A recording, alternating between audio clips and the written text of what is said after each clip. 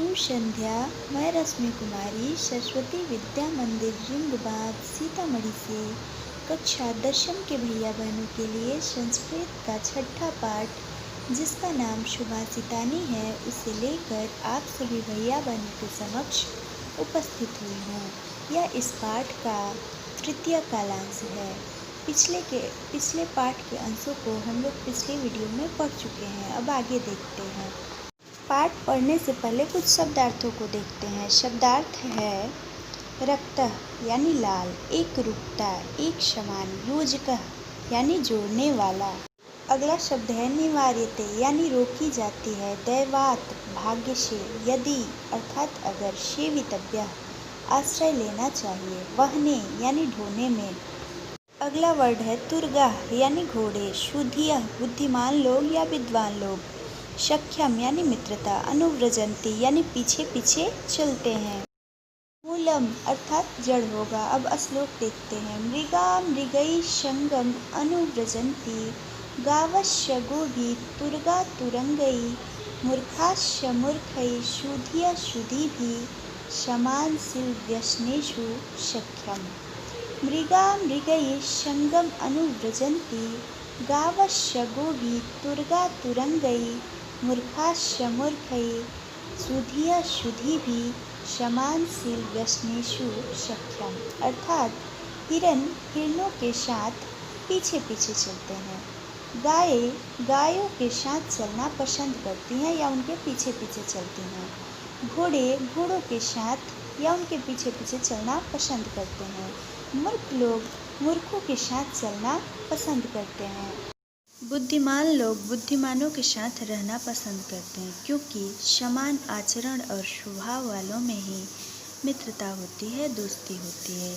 अर्थात जिसका जैसा विचार होता है, व्यवहार होता है, वह अपने ही जैसे लोगों के साथ रहना पसंद करता है, क्योंकि उसके विचारों को उसी व्यक्ति के पास मान्यता मिलती है।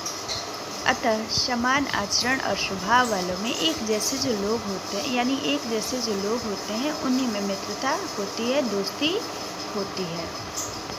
अब इस श्लोक का हम लोग व्याकरण देखते हैं। व्याकरण में पहले संधि विच्छेद जानते हैं। संधि विच्छेद है संगम अनुव्रजंती, संगम जोड़ अनुव्रजंती, यहाँ व्यंजन संधि होगा। अगला है तुर्गा तुरंगई, यानी यहाँ पे बीच में विसर्ग है तो विसर्ग संधि होगा, और विसर्ग का स बन रहा है, इसलिए विसर्ग का सत्वम संधि होगा। तुर्गा तुरंगई का संधि विच्छेद तुर्गा जोड़ तुरंगई होगा। मूर्खास्य का संधि विच्छेद मूर्खा जोड़ च होगा, यहाँ विसर्ग का स बन रहा है, इसलिए विसर्ग का सत्वम संधि होगा।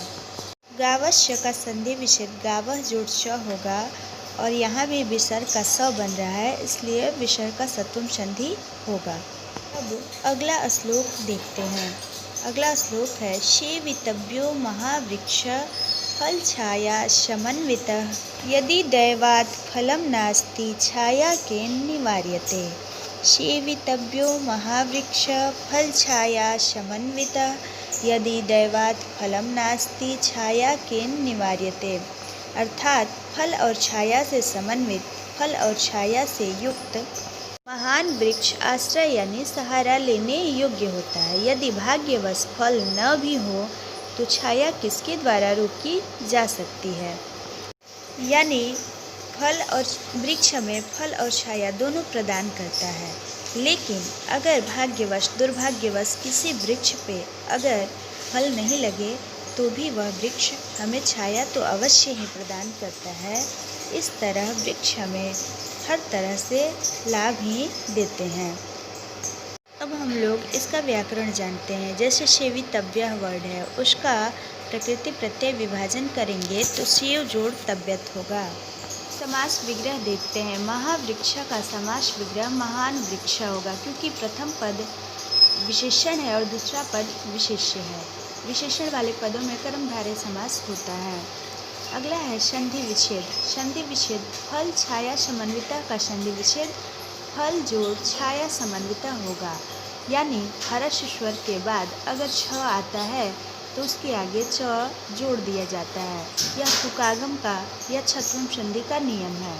वर्ड है नास्ति। नास्ति का संधि विच्छेद न जोड़ अस्थि होगा और यहाँ पे दीर्घ स्वर संधि होगा क्योंकि अ और अ मिलके आ बन रहा है, यानी दो ह्रस्व स्वर मिलके दीर्घ हो रहे हैं।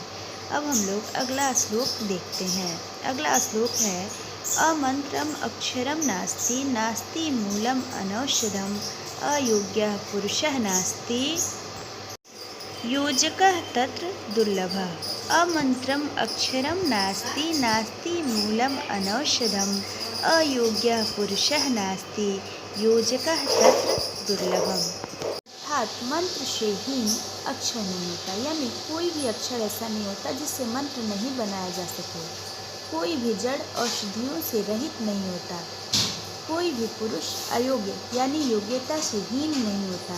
वहाँ गुणों को वस्तु व्यक्तियों से जोड़ने वाला यानी ढूंढना कठिन होता है।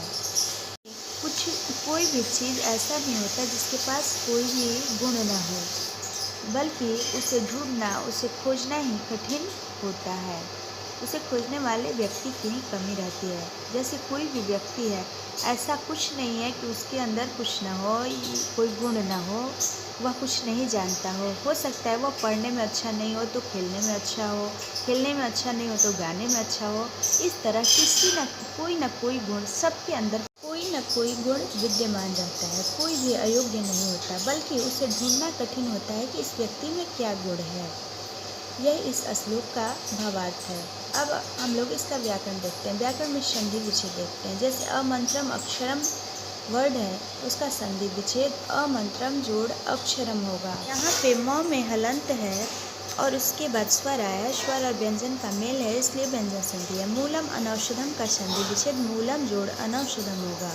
योजकस तत्र का संधि विच्छेद योजकः जोड़ तत्र होगा। विग्रह देखते हैं। जैसे अनौषधम वर्ड है तो उसका समास विग्रह न औषधम होगा और ये नए समास है। अयोग्यम का समास विग्रह न योग्यम होगा, ये भी नए समास है। अक्षरम का न क्षरम होगा, ये भी नए समास है। अमंत्रम का समास विग्रह न मंत्रम होगा, ये भी नए समास है। यानी जहाँ पे अ या अन का अर्थ नहीं के अर्थ में आता है उसे हम नए समास कहते हैं और उसका विग्रह न लगा करके ही ऐसे ही होता है। हम लोग अगला श्लोक देखते हैं। अगला श्लोक है संपतौ च विपतौ च महतामेकरूपता, उदये सविता रक्तो रक्तः अस्तमये तथा। संपतौ च विपतौ च महतामेकरूपता, उदये सविता रक्तो रक्तः च अस्तमये तथा।